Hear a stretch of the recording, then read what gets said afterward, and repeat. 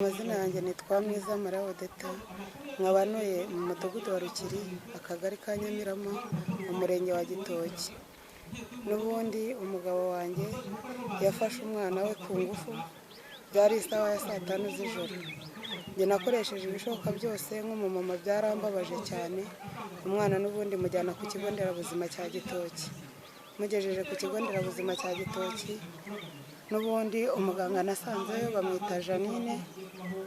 N'ubundi yaramusuzumye umwana, amaze kumusuzuma abonye ko bibabaje, ahita ahamagara ubuyobozi bw'akagari ka Nyamirama.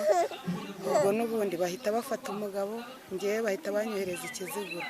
Ariko na n'ubu agahinda nagize, umugabo yageze kuri polisi kandi ibikoresho byose narabijyanye byo kwa muganga bamaye. Ahita ngiye kubona mbona n'ubundi umugabo amaze ibyumweru 2 afunze, mbona baramwohereje aratashye. Na n'iyi saha ubu ndumva agahinda afite arako, kubera yuko n'ubundi batankurikiranye ikibazo. Ngewe ikintu nakwifuza nk'abayobozi, n'ubundi bakegeranyije Jean Paul nk'ubuyobozi n'ubundi bwamuciye rwa rubanza, bakaza bakavuga n'ubundi impamvu yaba yaratashye, n'ubundi bagahumuriza abaturage, bakumva yuko bakanyita umusazi nimba koko bumva bya bindi natarabibonye.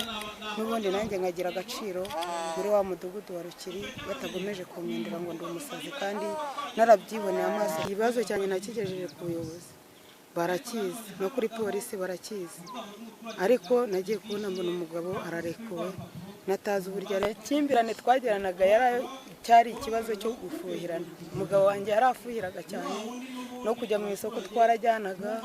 N'ubundi nimba yagiye mu isoko natagiyeyo, akumva n'ubundi ko hari abandi bagabo bamuciye inyuma bari mu rugo. Mbese ikibazo cyari mu rugo cyasenye urugo rwacu. Na n'iyi saha cyari ikibazo cyo gufuhirana. Kandi nanone nimba nagize nk'inda, akumva ko wa mwana n'ubundi atari uwe. Namara kubyara wa mwana, n'ubundi akemera wa mwana ari uko yumvishije abaturage, nk'umuturage avuze ati uriya mwana arasa na kana karasa nawe, ubwo n'ubundi akaba ari bwo nuzi. Njye rero nubwo wumva n'ubundi ngo nahisemo kuboneza, ntabwo naboneje kubera ko nishimye. Nategereje uburyo nzajya ngira inda, nagira yanda wa mugabo n'ubundi nabashe kuba yavuga ngo azampa igikoma, nkazibuka kuzampa igikoma ariko nabyaye, yamenye yasura ya wa mwana karuwe cyangwa ataruwe. Ubwo rero n'ubundi njye nahisemo guhitamo kuboneza urwa burundu, naho ndubonereje mbyaramo umwana. Wa mwana mubyaye nabwo ni amahoro nagize. Na n'iyi saha n'ibyo ngibyo byahise biziramo byo kugira ngo arinde gufata umwana we ku ngufu.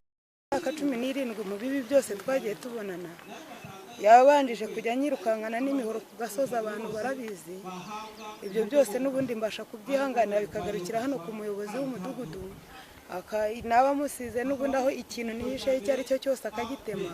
Hari igihe nayirihishe ku itsina y'umubyare, mu gihe nyitsimbutse harayitema arihindura uburere. Ndumva televiziyo y'u Rwanda yaraje mu rugo, ibyo natiriwe mbijyamo barabizi. Mu rugo iwacu barahageze, barahayazi, baje gufotora bareba icyo kibazo cy'ihohoterwa ryari iwacu. Ariko ibyo bamaze kutwigisha bisa nk'aho bigabanyutse, bicogoyeho. Ariko natazi ko yabitse yangingiri ku mutima, n'ubundi nibwo yanyangirije umwana.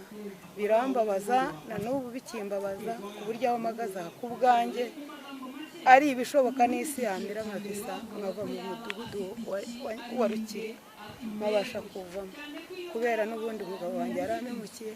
Na n'iyi saha yamaze gufungurwa kubera ko azi icyaha yakoze. We ntabwo yabashije kuba yaza mu rugo, yagiye ahantu abana. N'iyi saha aba muri uyu mudugudu, ariko ararana. N'iyi saha njye sima.